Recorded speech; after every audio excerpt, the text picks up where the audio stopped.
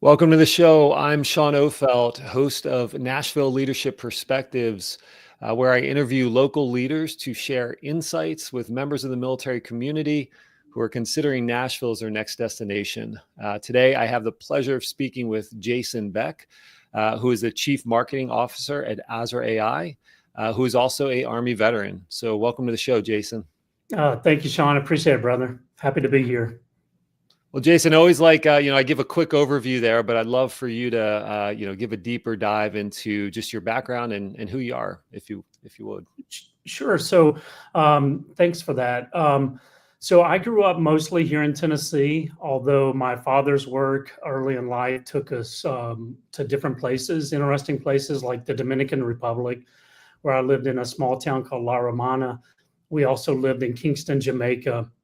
And he was a former naval pilot and then transitioned out himself and went into work for other governmental agencies. And so it was an interesting childhood. And so kind of witnessing that and being kind of excited about what the travel and those new experiences, I had come back to the States. I was living here again in Tennessee. And I went to the University of the South. It's called Sewanee. And there, the vice chancellor he was a former case officer with CIA. And he put together an interesting class around intelligence analysis. And I really just loved it. I dove head first into it. And we had at the time one of the deputies for CIA come and speak to us, Admiral Studeman at the time. And so I was so encouraged, but I knew that upon graduation that I either needed my master's or doctorate to get into the areas that I wanted to within the intelligence community, or I could get some practical experience in one of the military services, one of the military branches. Unlike my father, I don't like water, so I was going to stay on terra firma and chose the Army, one, because it had a lot of opportunities. And so I tested very well and got an opportunity originally as a Korean linguist, but I didn't spend any time in that MOS. I went into and was actually frocked as a sergeant, went off to officer candidate school at Fort Benning and received my branch of military intelligence, which was really exciting. Got to do my first deployment overseas in Korea and work with human intelligence over there. So really cut my teeth in intelligence. And then came back to the States, was at Fort Campbell, where I was an assistant S2 there. S2 being, for those that don't know, being the kind of intelligence section of a unit. And I was at a battalion with an infantry regiment. But like many things in life, there's chapters. And so my first chapter was an active duty chapter. I then went inactive for a couple of years and received an opportunity to go to Alaska to join an intelligence activity there. But instead, I looked and found a unit because I was having this urge to go back in, on a more regular basis. So I found a reserve unit that was a public affairs unit. And so it really combined my love of analysis and, intelligence and brought it into a different realm, which was informing the American public about what we're doing in the Army. And it's there that I went to some fascinating deployments to Iraq, where I was the deputy director for public affairs for General Dempsey, who was the task force commander for 1AD in Baghdad. So I was overseeing about 35,000 soldiers and their public affairs activities. And then that led me years later to go to Afghanistan, where I was fortunate enough to advise Generals Allen and General Campbell, members of different task forces that I was OPCON to, and my team was OPCON to. And just over the course of my career, it was about adapting, and it was learning new skills. I loved intelligence, but I got to participate in information operations, public affairs, and other activities that I found really compelling. And I loved leading soldiers. So I was fortunate enough to go into the command in the Army, there's kind of like two avenues. You either go through command or you go through staff, generally speaking. And I was really fortunate enough to command soldiers, teams in Iraq, and then got to command a unit in Afghanistan, which I was really proud of. They did an amazing job. So that's kind of the history. That was my initial career. I retired after almost 23 years combined in 2018, and now I serve as the Chief Marketing Officer at Azra AI, but had been serving in other civilian functions before that because I was in the reserves. And as I say, twice a citizen, or used to. I had both a military career and a civilian career, and it was wonderful. That's awesome. And we've got a lot to cover, so I appreciate you highlighting that. And we're definitely going to circle back to the military kind of wisdom gained and what that's looked like for you over the years. Would like to dive into Azra AI. So if you could just give us a little background on who Azra is, what you're doing, and then I know just from our previous conversation, we're gonna have a lot to talk about once we get going there. So wonderful, yeah. So the genesis story of Azra was years before I had actually returned from OIF-1. I was in Operation Iraqi Freedom 2003, 2004. I'd come back, and in my civilian career, I had worked briefly with a recruiting firm, and I was speaking to and trying to recruit talent for this company called Digital Reasoning. And I went to them and I said, look, I can't recruit for you in good faith because I feel like there's a conflict of interest. And they said, well, what's the conflict of interest? I said, I want to work here rather than recruiting as, an external third party. They had just gotten a major contract with NGIC, with the National Ground Intelligence Center. They were doing some interesting work with other agencies like JWAC, Joint Warfare Analysis Center, and JIDO and others. And I knew the data set. I knew the OEF, the Operation Enduring Freedom data set. So I was helping them out on some analysis and saw an opportunity to leverage my experience in public affairs and worked my way into marketing, which we can talk about. But the thrust of Digital Reasoning's technology was applying AI and machine learning to large data sets that were really messy, data sets that we were getting transcribed, all cap data from overseas sources that we were then running analysis on and creating knowledge graphs about the social networks so that we could identify potential terrorists or enable agencies to identify potential terrorists. And then that work carried on to work on Wall Street, applying the same underlying technology to find bad actors within banks, men and women that were maybe crossing the wall, that were maybe bribing or giving change of venue, doing things that were suspicious and complicated, legally complicated. And so we worked with some of the major banks around the world and got funding for the company, and then saw an opportunity and were fortunate enough to work with the McCain Foundation and Thorn to apply the same underlying technology to find bad actors, human traffickers. And so built out probably the most successful platform, given for free, by the way, to FBI and local bureaus of investigation, vice squads all around the country. I think now extends beyond the US. And it was looking at online data to identify underage children that were being trafficked and sexually exploited. And at the time, I don't know what the statistics are now because we turned that platform over to Thorn. We had been responsible for participating in the rescue, enabling the rescue of about 30,000 children plus that were being sexually exploited. Yeah. And so that was really amazingly gratifying work.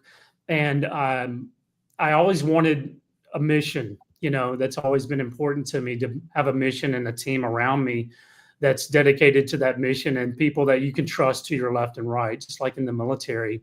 Yeah. And so Digital Reasoning then got some funding from an amazing organization called Hospital Corporation of America, one of the largest healthcare systems in the country, certainly one of the most successful. And so took in funding, and we said, could we apply this same technology to identify cancer diagnoses and things like that? So Azra was born out of Digital Reasoning, briefly lived, we were acquired by, as Digital Reasoning was acquired by a company called Smarsh, and then Smarsh agreed to spin out this healthcare technology that became Azra AI in 2022. And from there, having the amazing opportunity to work shoulder to shoulder with HCA and develop a technology that was really incredible, because we were able to train it on tens of millions, hundreds of 100 million plus documents, reports, to look at and deduce, is there a cancer in this pathology report that a pathologist has already dictated and found to be true? Is there a cancer? What type of cancer is it? What are the characteristics? And then alert people downstream, like navigators and oncology data specialists, to take that and in a prioritized queue, respond to patients sooner so they can get them into treatment faster. And that's what we do. Azra AI is a health tech company that's dedicated to accelerating the identification and acceleration of treatment for cancer patients. So finding those that have already been diagnosed with cancer, finding those that have had suspicious incidental findings, maybe through an ER scan, those that have had high-risk screenings. And sometimes those folks can fall through the cracks. You know, if you receive a chest scan in an ED, maybe you've broken a rib from a bike accident. Maybe they do a scan, they do a CT scan, they find a nodule. Well, they dictate that finding, but only about 3 out of 10 times will that be followed up on, because they're trying to triage the major reason you're in that emergency department.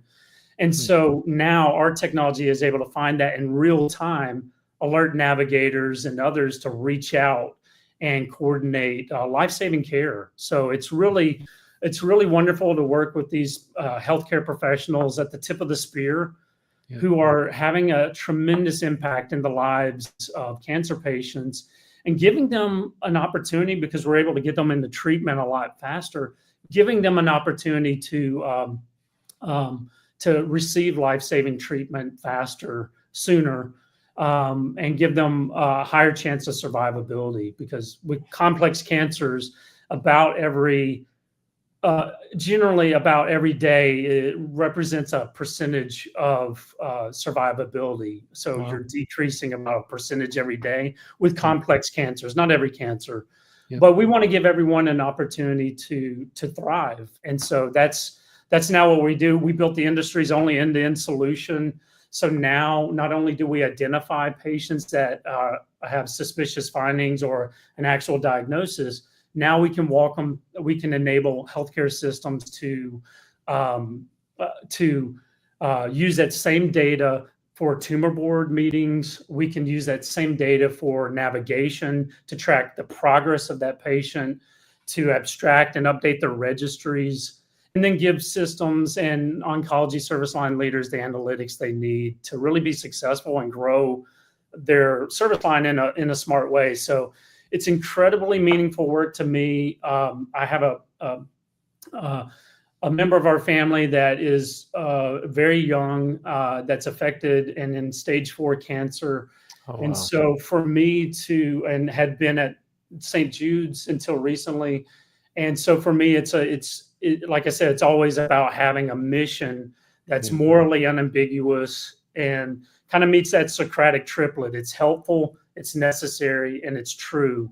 And that's the work I've dedicated myself to in the Army and outside the Army. And I've been really fortunate. And Nashville has been a wonderful place for technology like this to thrive, for various reasons that we can talk about. So I didn't mean to go too long on that, but I wanted to give you kind of the history of where Azra was born and what we're doing now. And we're working with hundreds of healthcare organizations across the U.S. every day, and are touching the lives of many, many cancer patients. So it's really been meaningful work, and I'm incredibly proud of the team around us. So Yep. Yeah, I mean, it's amazing, and to take, technology from, targeting bad guys on the battlefield to now applying it and actually, saving lives. That's pretty amazing.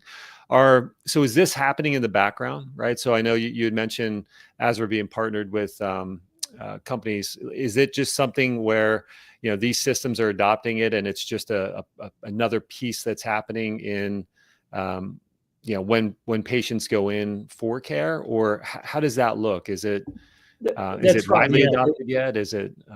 That's right. It's always running in background and safely in a compliant and secure way within these systems. But we're ingesting the pathology and radiology reports within that system and then offering that up in a prioritized queue. So based on the thresholds that they believe are most helpful, meaning some systems only want to see nodules that are 6 millimeters and above. Others might say, hey, we want to see every lung nodule, Yeah. just depending on capacity and their own guidelines. But yeah, it's running in the background. And we've seen some remarkable cases. I'll give you just one quick kind of real world example. So I'd mentioned that there's these things called incidental findings, and really that's just finding something by accident. It's like going into the ED, like I mentioned. And this gentleman up in New Jersey had been in a car wreck, had some injuries to his chest, and they were doing a scan. And they did find a lung nodule. I think this one was over 6 millimeters. And so it was concerning to them, and they wanted to get him into consultation as quickly as possible. Well, while he was in the emergency department, the navigator was able to locate him because she had received that there was this incidental finding. And before he even left the ED, he had been connected to that navigator. They had identified a physician and had scheduled a consult for the next week. And so it's really kind of changing things up a lot. It's transforming, I think, all oncology care. And, like you said, born out of technology that was used to identify particular potential terrorists, but whether it's terrorists or human traffickers or bad actors in bank, or if it's cancer, there's an underlying signal. And so having trained on probably the most data in the industry, without a doubt, because of our partnership with HCA and now with other systems doing that supervised and unsupervised learning, having those models tuned so well, it's amazing what it's able to identify and how quickly we're able to connect navigators and other care team members to those patients. And so it's been really rewarding. But to answer your question, yeah, it's running in the background and is alerting the appropriate folks through a secure platform so they can reach out sooner. Because you probably know someone that's been affected by cancer. They are, the patient has received a cancer diagnosis, and they're going to Google and they're scared. And it's like, where do I go to get cancer care for pancreatic cancer or, breast cancer? And so now, rather than leave them in the lurch for days or sometimes even weeks before, now we can reach out to them within hours and say, hey, look, there's an answer here, and we'd love to retain you in our system and provide the very best care at hospital X, Y, or Z, whatever it is. And it's really helping retain those patients and give them hope. So anyway, sorry to go on too long. No, that's awesome. That's phenomenal. Yeah. You had mentioned coordinators being inside. Are they part of the Azra team, or are they? No, they're part of the health system. These are oncology or patient navigators that are employed by the health system that have the raison d'etre, like their reason for being is to connect with patients, help them navigate the whole journey, which is very complex, help them reduce or eliminate barriers. And so it's really remarkable because now, we talk about health equity and things like that. Now everyone can have the same opportunity to get amazing care at our, various hospitals across the country. So. Yeah, no, that's awesome. And I mean, you're definitely giving them really good information, right? Really good intelligence to take action on immediately. That's awesome. Yeah, thank you. Yeah, we're proud Yeah. of our work and proud of the teams that we enable. They're the real heroes. You know, those that are in oncology. It's a difficult, as you can imagine, the trauma that they see every day is just it's hard to even relate to. But they're the incredible heroes, and we're so proud of them, and we're happy to be a part of enabling them to be more efficient. Actually, AI, I think, is allowing us to be more compassionate, to be more available for humans. And so we're augmenting those teams, but those teams, to be very clear, are the real heroes in this Yeah. equation. So What does the near future look like for Azra? Is it, expanding into more health systems? Is there? I'm guessing I'm guessing the AI is getting smarter, right? The tooling's getting smarter as yeah, as you continue to move forward. yeah, I think we took a major leap forward when we developed this end-to-end platform. So Yeah. that was really important to us because you couldn't have a patchwork of like fragmented systems that weren't talking to one another. Just point solutions just don't work. And so I think that was a major leap forward. Where do we go from here? We'd love the opportunity to work with more healthcare providers, and we're seeing that every day. The appetite is tremendous. We're seeing amazing market momentum, and so we're growing our team and in a responsible way to meet that need, and that's been really encouraging. I think the future um, probably involves more personalized care. I think it involves enabling maybe natural language querying of the system, so doctors and oncology care team members can maybe interrogate, so to speak, the data in a more robust way. And I think it probably involves expanding beyond oncology and going to other really necessary, important service lines like neurology and cardiology that have the same underlying mission to provide care sooner to those that have life-threatening ailments and diseases. So we think we can be we're building models for those other service lines now, and we're seeing adoption in that. And so I think that's probably where we go. AI in general, I think it's been fascinating. I've been a part of an AI part of AI for the last since 2006. And Right. so I've seen it really advance a lot, and there's a lot we could talk about there. But Yeah. yeah, it's the large language models, transformer models are getting really um, amazing results. So Yeah. Well, it's interesting, Jason, when you had mentioned, saying, I think when we originally talked, it was like, I've been in AI for 19 years. And I'm yeah, thinking, yeah, AI's been around that long, right? And I mean, a yeah, form of it, right, right? The precursor. So, it, yeah, yeah. The let's dive into that. precursors. If you can, if you want to give us a little information as it relates to AI, kind of what you're seeing, what you've seen over those 19 years. That'd Yeah, be helpful. well, so I can definitely speak to the last 19 years. Yeah. AI itself, it goes back to the 50s and 60s. And so we've been talking about artificial intelligence. We've been talking about things like the Turing test to identify is something artificially intelligent and so forth. And there's been tremendous work done at MIT and others across the years, like with Marvin Minsky's work and others, Andrew Ng and others within this. There's certainly been the amazing. I think within my 19 years, I think the biggest change has been that we've gone from talking about AI as this conceptual thing, and then most recently with large language models like ChatGPT, it has become real for so many people. I mean, Yeah.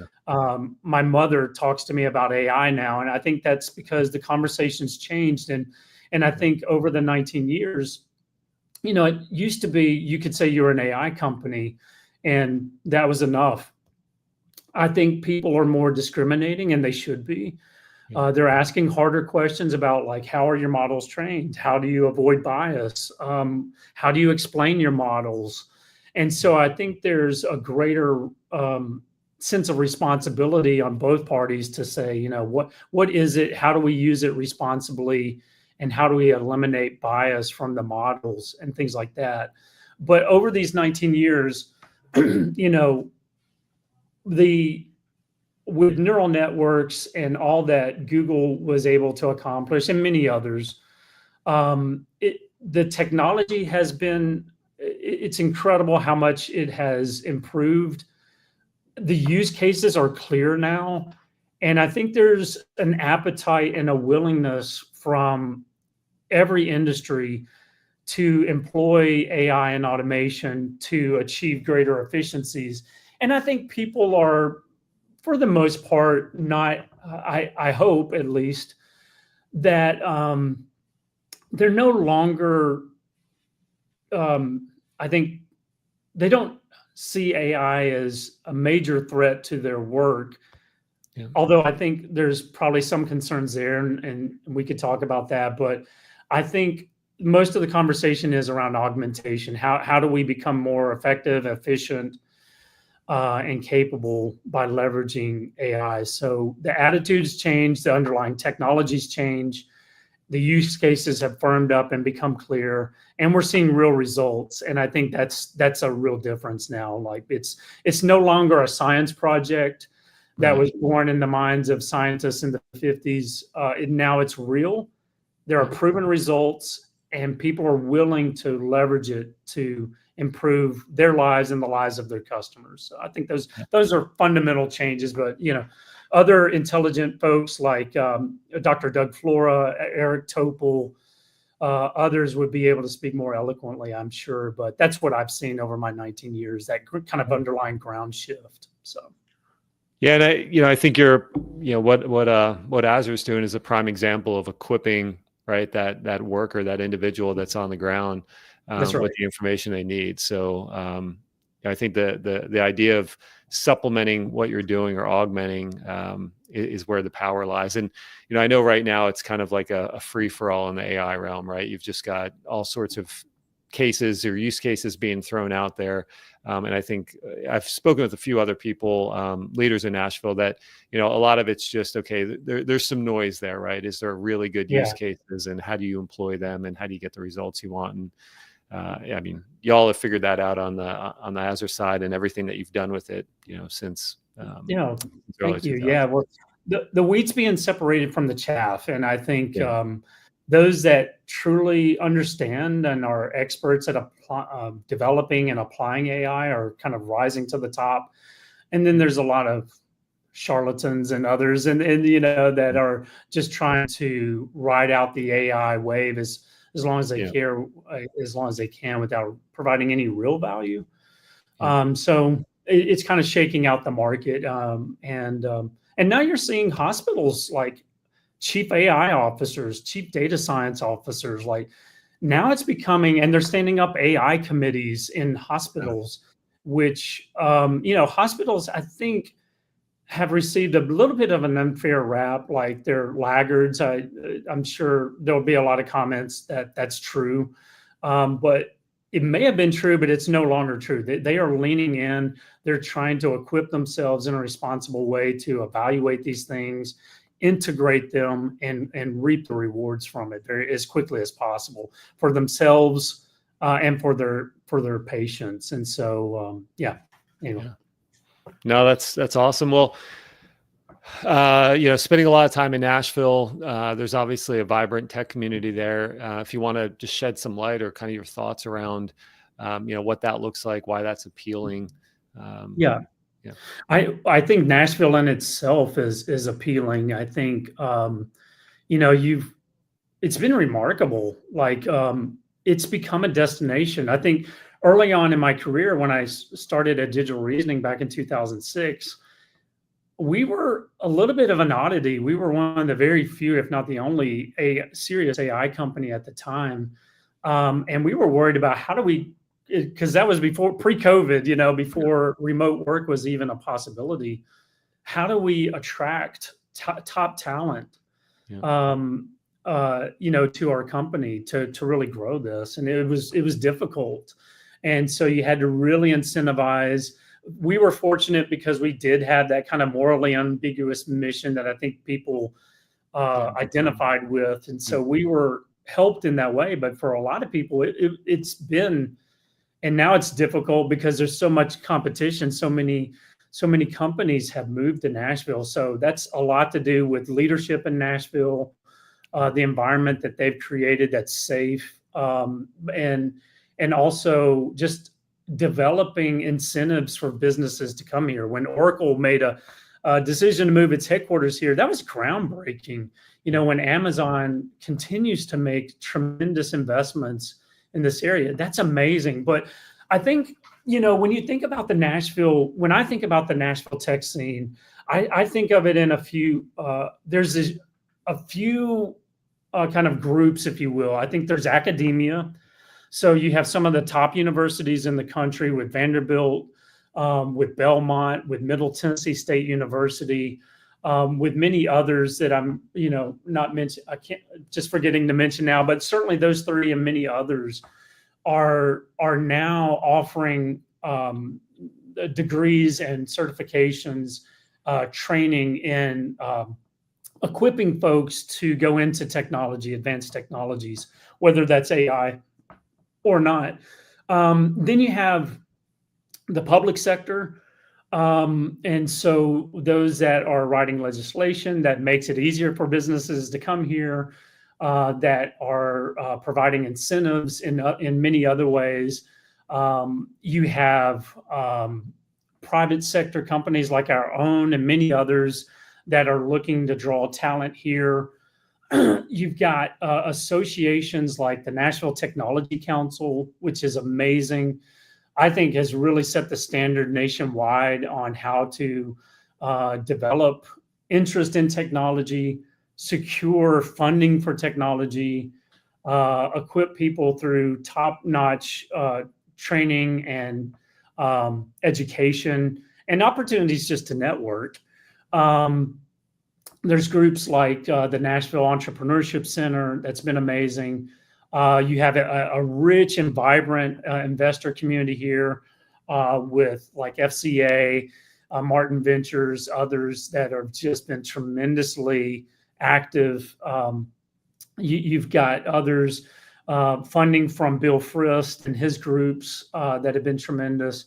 Just different associations. So you have public sector, private sector.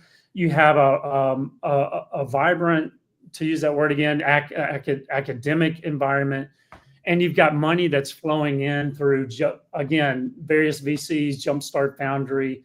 It's just been incredible. So all of that creates this environment where people want to come here. They can find meaningful work here, and they can grow their careers here and provide very well for their families. And I think all of that kind of comes together, and you're only going to see the tech community continue to strengthen and grow. All of the user groups that have been established. I mean, it's just been tremendous. So it's been a great journey to see some like Jeff Constantine and others, Brian Moyer, just everyone that has contributed to seeing the success. It's just been amazing. So, yeah.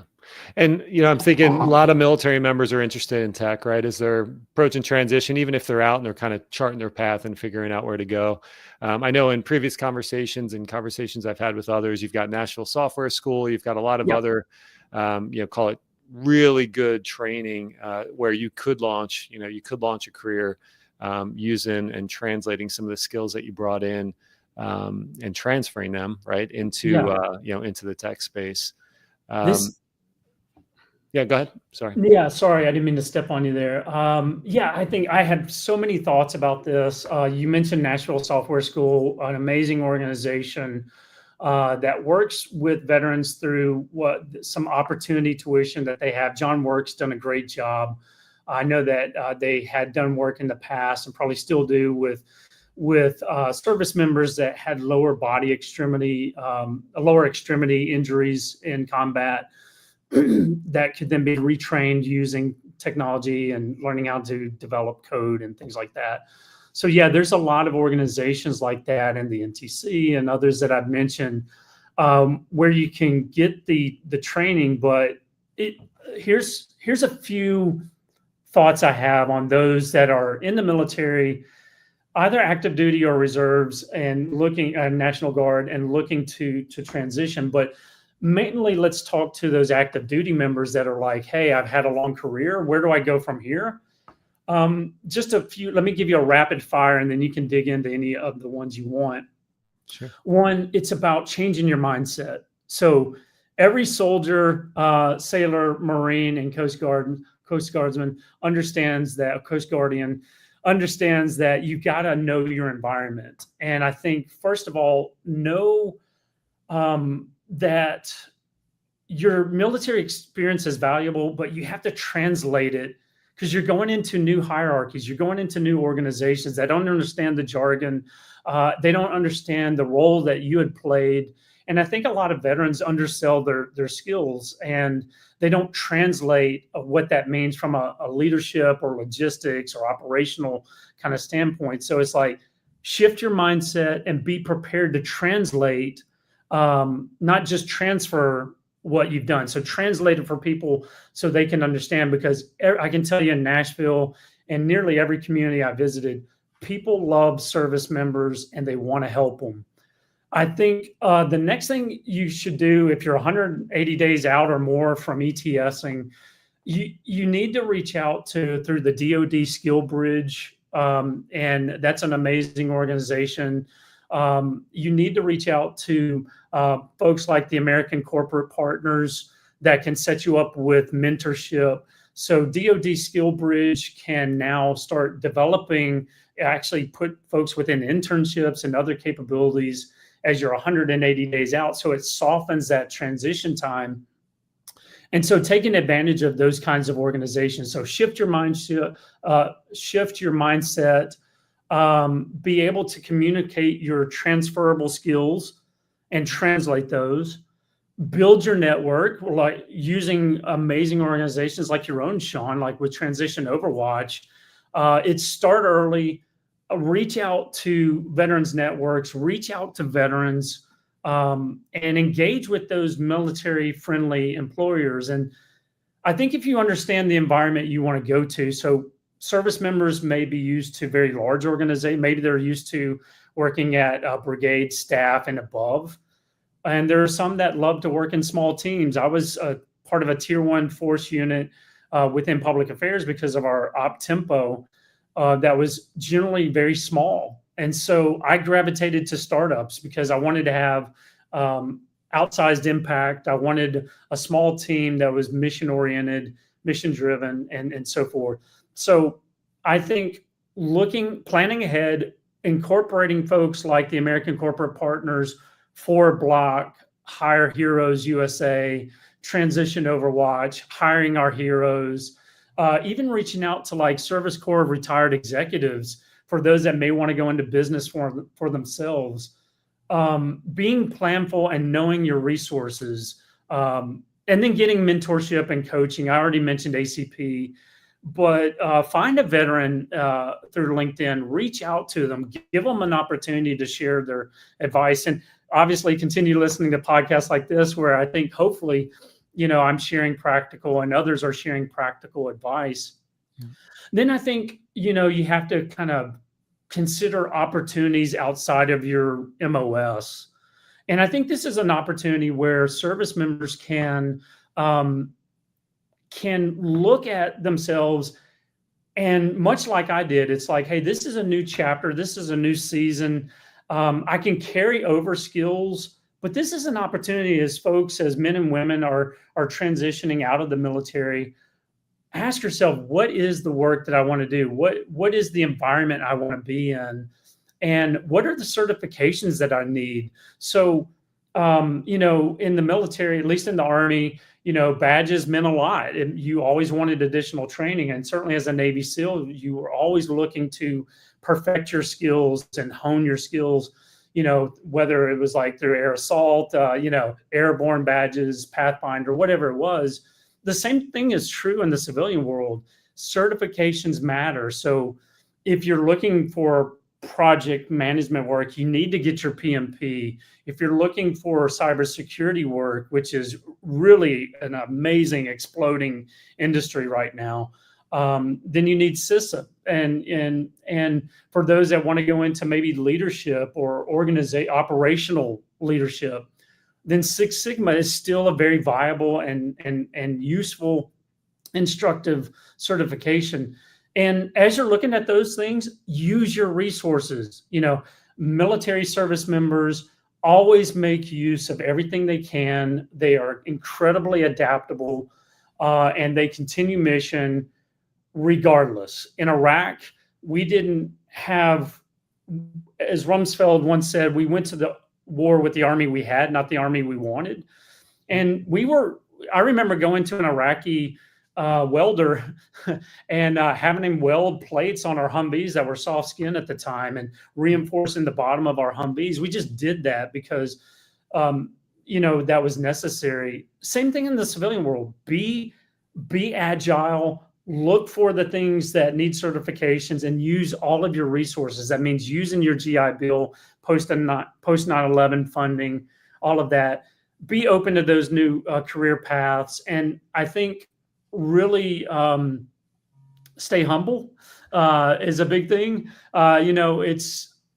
This is not a destination. I sound like a Miley Cyrus song, but it's not. It's a journey, right? And so I think we get caught up in is like, what is the absolute perfect opportunity for me? And that maybe the perfect opportunity is learning an additional skill set and getting additional experience with the company, and then growing beyond that and so forth. And there's a ton of companies within Nashville. I mean, you can go online and easily find military friendly employers.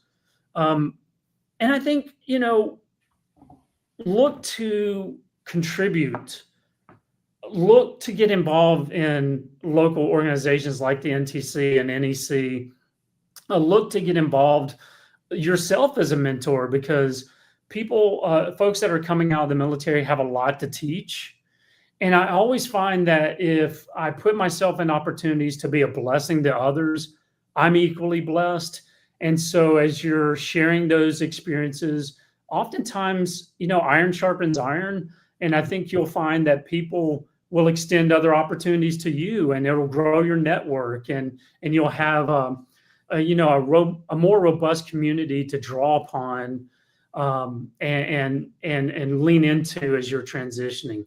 Everyone that I've met, maybe with the exception of one or two in my entire life,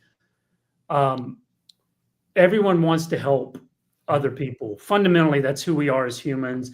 And it's so true for service members. Everyone wants to see you be successful, leverage your assets and leverage the resources, and stay resilient. Yeah. Hopefully I didn't mean to go too long. I keep it's for that. I mean, those are my thoughts, Yeah, it's phenomenal words of wisdom and guidance. All too often military members, they're hearing from other people that haven't transitioned yet. So being able to just gain that insight is, it's absolutely critical. And I appreciate you sharing, everything that you did as it relates to Azra, as it relates to AI, Nashville, your service. Thank you again for your service. And I just really appreciate, having you on the show and providing the insight that you did. I didn't give you much of an opportunity to speak, Sean. I'm sorry, but no, I really enjoyed it. If anyone wants to connect, I'm on LinkedIn, Jason Beck at Azra AI. You can see me there. And I would just say, maybe if I could, 10 seconds or less, be willing to pivot. I pivoted many times in my career, whether it was from going from intelligence, trying this functional area called public affairs, trying something called information operations, being willing to pivot and being willing to learn something new. Taking the opportunity to reach out to digital regions and say, I want this opportunity to make a difference. And stepping up and raising my hand and saying, I'd love to be a part of Azra. Just recognize those moments and lean in. You are a service member because you are a protector, because you're fearless And because you have something to offer this world, lean into that center and keep moving forward. Be the juggernaut that just is unstoppable, is all I would say. Yeah, no, it's awesome. And it's a great way to wrap the show. Again, Jason, thank you so much for being here and just sharing all that insight. We really appreciate it. Thanks for the opportunity, Sean. I really appreciate you.